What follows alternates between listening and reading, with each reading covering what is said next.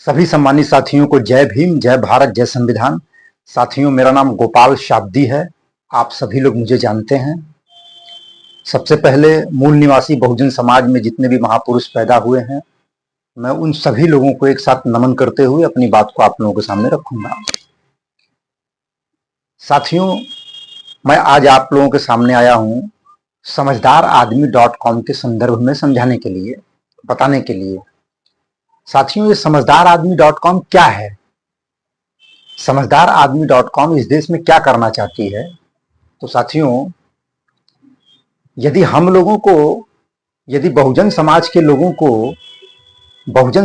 लोगों को यदि इस देश में अपनी समस्त समस्याओं का समाधान करना है, तो साथियों इसके लिए हम लोगों को राष्ट्रीय स्तर पर संगठित शक्ति का निर्माण करना पड़ेगा। बिना राष्ट्रीय स्तर पर संगठित शक्ति का निर्माण किए हम लोग अपने समाज की समस्याओं का समाधान नहीं कर सकते हैं। लेकिन साथियों, राष्ट्रीय स्तर पर संगठित शक्ति का निर्माण करने के लिए हम लोगों को आपस में भाईचारा बनाना जरूरी है। तो क्या वर्तमान समय में राष्ट्रीय स्तर पर 85% से 90% बहुजन समाज के बीच में भाईचारा है? अगर नहीं है तो फिर हमारी समस्याओं का साथियों समाधान नहीं हो सकता है। तो इसलिए साथियों, हम लोगों को राष्ट्रीय स्तर पर बहुजन समाज में भाईचारा निर्माण हो, इसके लिए काम करना चाहिए। इसके लिए समझदारआदमी.com साथियों लगी हुई है और हमारा उद्देश्य ये है कि हम लोग राष्ट्रीय स्तर पर अपने समाज का प्रत्येक क्षेत्र में प्रतिनिधित्व स्थापित करें।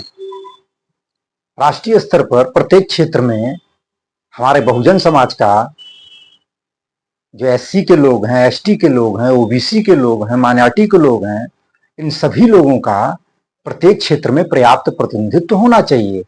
तभी इन लोगों के साथ साथियों न्याय होगा। अब दूसरी बात साथियों, मैं आप लोगों को यह बताना चाहता हूं, मैं आपको एक उदाहरण देकर समझाना चाहता हूं। जैसे मान लीजिए कि कोई संगठन का आदमी भाईचारा बनाओ अभियान के तहत कोई कार्यक्रम करता है,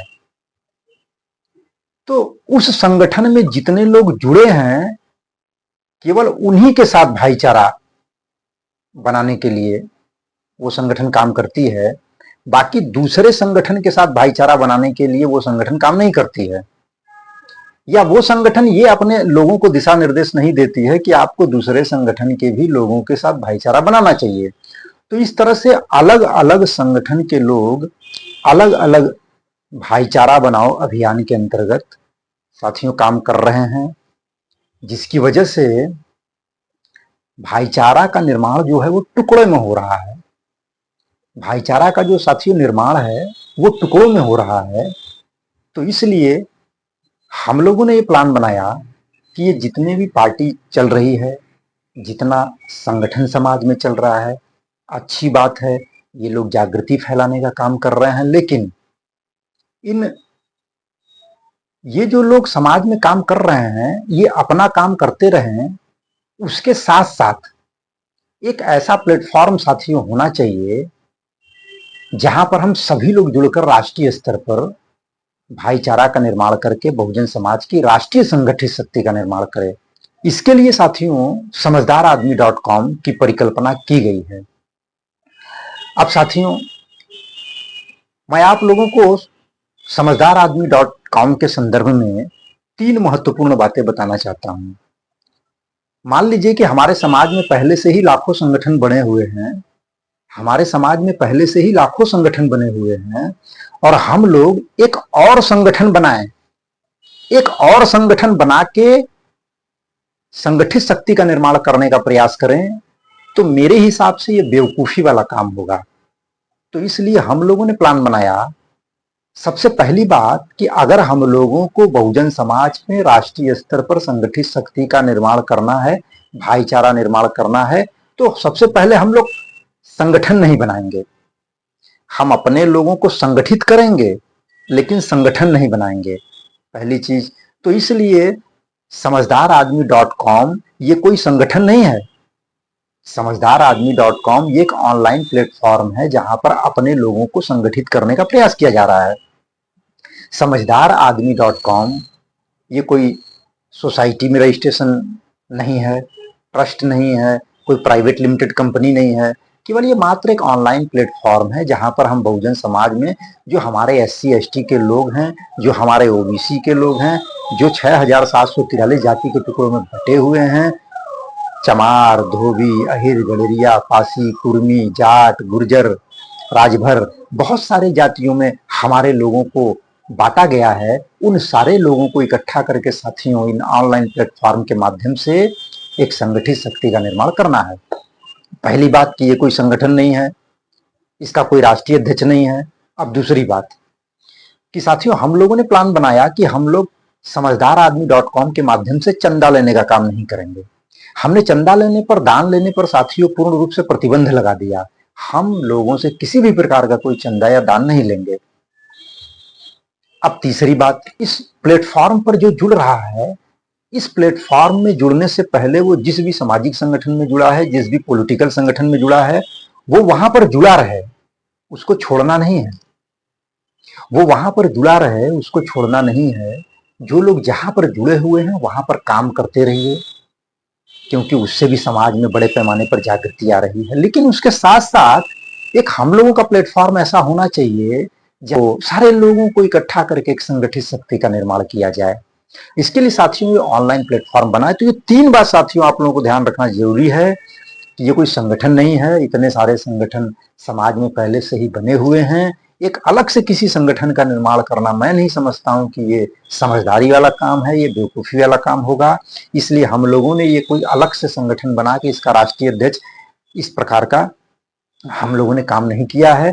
दूसरा जो सबसे गंभीर बात है, हम लोग चंदा नहीं लेते हैं। तीसरा है, आप जहां जुड़े हैं साथियों वहां जुड़े रहिए। आप साथियों जहां जुड़े हैं वहां जुड़े रहिए। ये चीज है, ये 3 बातें इसके संदर्भ में है।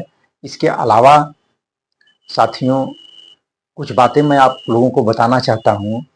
साथियों अगर हम लोग चाहते हैं कि बिखरे हुए बहुजन समाज के लोगों को संगठित किया जाए, बिखरे हुए बहुजन समाज के लोगों को अगर हम लोगों को संगठित करना है, तो साथियों इसके लिए हम लोगों को प्रशिक्षण लेना पड़ेगा।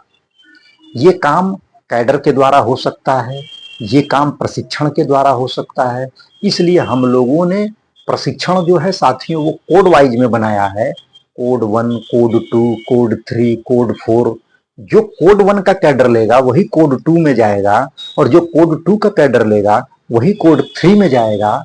इस तरीके से साथियों स्टेप वाइज हम लोगों को साथियों प्रशिक्षण लेने की जरूरत है। इसलिए मैं आप लोगों से साथियों विनम्र अनुरोध करता हूं, निवेदन करता हूं कि आप लोग ज्यादा से ज्यादा समझदारआदमी.com में जुड़ें और एक राष्ट्रीय स्तर पर साथियों संगठित शक्ति का निर्माण करें। एक बात साथियों और, अगर हम लोग इस देश में राजनीति को आधार बनाकर, संगठन को आधार बनाकर, जाति को आधार बनाकर साथियों हम लोग भाईचारा बनाने के लिए कार्य करेंगे, तो साथियों बहुत बड़े पैमाने पर एक संगठित शक्ति का निर्माण नहीं होगा। तो इसलिए साथियों हम लोगों ने ये तय किया है कि हम लोग मानवता को आधार बनाकर, संविधान के मूल्यों को आधार बनाकर हम लोग इस देश में साथियों भाईचारा बनाने का काम करेंगे। संविधान को आधार बनाना पड़ेगा, क्योंकि संविधान बंधुता की बात करता है, समानता की बात करता है, बराबरी की बात करता है। संविधान बोल रहा है कि भाईचारा बनाइए। तो इसलिए हम लोग संविधान को आधार बनाकर, न कि संगठन को आधार बनाकर, न कि राजनीतिक पार्टी को आधार बनाकर, न कि किसी जाति को आधार बनाकर, इसलिए हम लोगों को संविधान को आधार बनाकर, मानवता को आधार बनाकर इस देश में बहुजन समाज के अंदर राष्ट्रीय स्तर पर भाईचारा का निर्माण करके एक मजबूत राष्ट्रीय संगठित शक्ति का निर्माण करना है।